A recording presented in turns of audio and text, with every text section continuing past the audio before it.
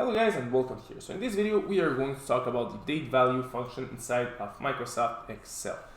So this function will convert a date that is stored as a text to a certain serial number. So just for example, inside of Microsoft Excel, each and every number can be converted into a date. So if for example I write down the number 1, this is the serial number of the date 1st January 1900, which is the first date inside of Microsoft Excel. So if for example I write down 0 and I want to convert it into a date, well, it's going to be January 0. That doesn't really exist.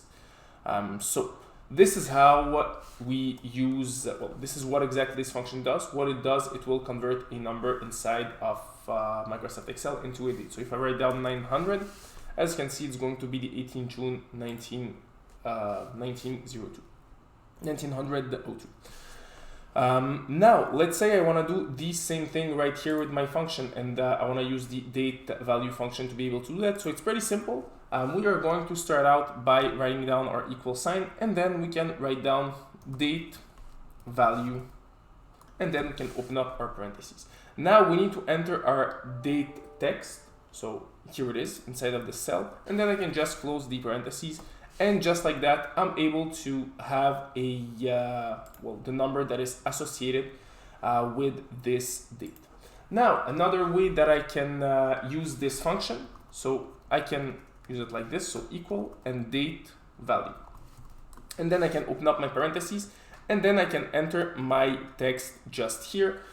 So let's say the date that I want to have will be, I don't know, let's say, here we go, 10, then like this, Jan, and 2020.